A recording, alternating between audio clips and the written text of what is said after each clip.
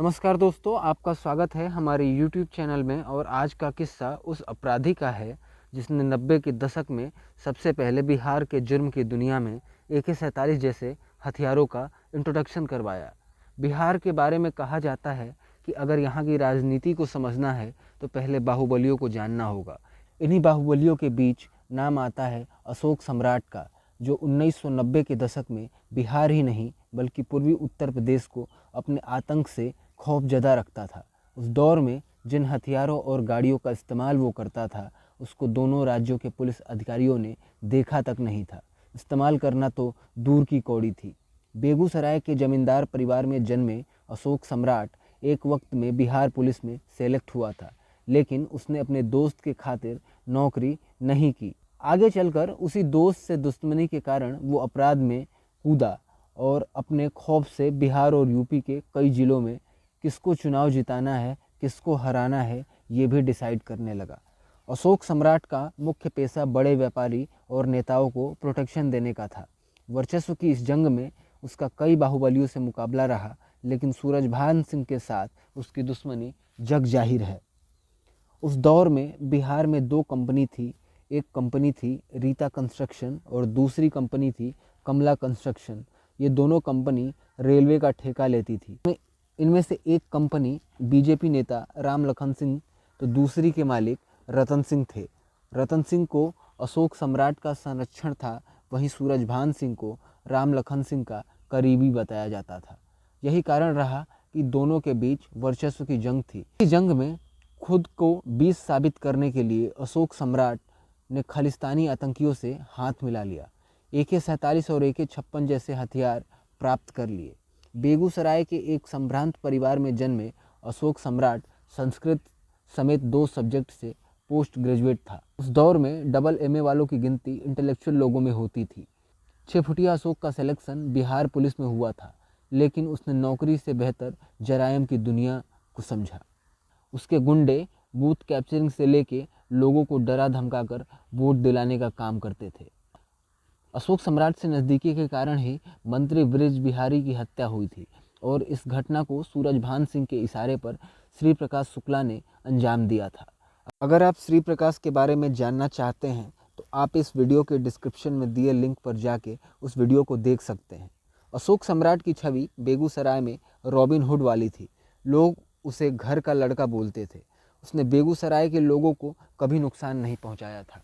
वह कभी कोई नशा या औरतों के साथ व्यभिचार बर्दाश्त नहीं करता था। अशोक सम्राट शांत और शालीन विचार का था।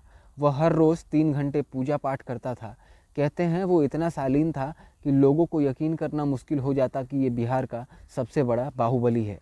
बिहार के पूर्व DGP गुप्तेश्वर पांडे उस दौर के बेगूसराय के SP थे। उन्होंने सबसे पहले अशोक सम्राट गिरोह के लोगों से AK-47 और सूरजभान सिंह के घर से AK-56 की जब्ती की थी। गुप्तेश्वर पांडे उस दौर को याद करते हुए कहते हैं, अशोक सम्राट पूरे बिहार का सबसे बड़ा अपराधी था। वह कानून को कुछ नहीं समझता था। 1993-94 में बेगूसराय में 42 मुठभेड़ हुए। इसमें इतने ही लोग मारे गए। इसमें स्थानीय लोगों ने काफ़ी मदद की। AK-47 जैसे हथियारों से पहली दफ़ा 1990 में हत्या हुई।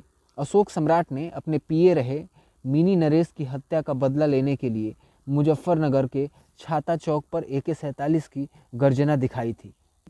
वहीं चौक पर बाहुबली चंद्रेश्वर सिंह की हत्या अशोक सम्राट के लोगों ने कर दी थी। अशोक सम्राट की ताकत इतनी बढ़ गई थी, सरकार और प्रशासन को चुनौती देने लगा था। उसी दौर में लालू प्रसाद यादव नए नए सत्ता पर काबिज हुए थे। माना जाता है कि प्रशासन को अपने पीछे देख अशोक सम्राट ने खादी पहनने की चाहत पाल ली थी। उसका टिकट भी आनंद मोहन के पार्टी से फाइनल हो चुका था। दिलीप सिंह और हेमंत शाही से मजबूत संबंध होने के कारण वो पटना के पॉश इलाके के एक अपार्टमेंट में रहता था।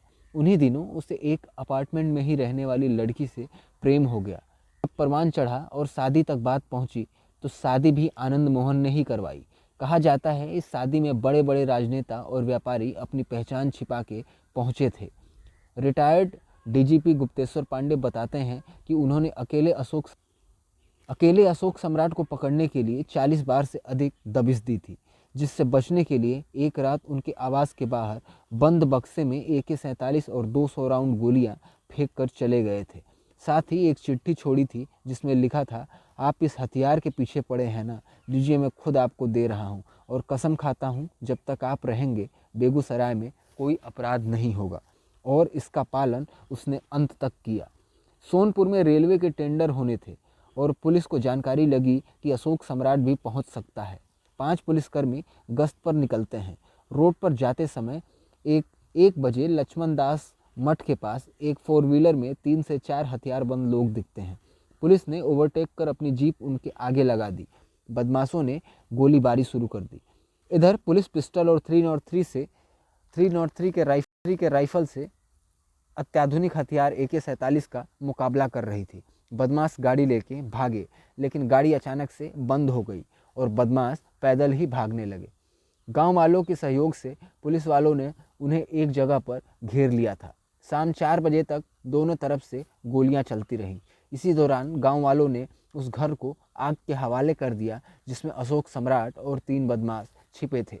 पुलिस ने शाम के समय पुष्टि की, मारे गए बदमाश अशोक सम्राट और उसके साथी पास से 2 AK-47 बरामद हुई थी। इस एनकाउंटर में 2 पुलिसकर्मी और एक गांव का व्यक्ति घायल हो गया था।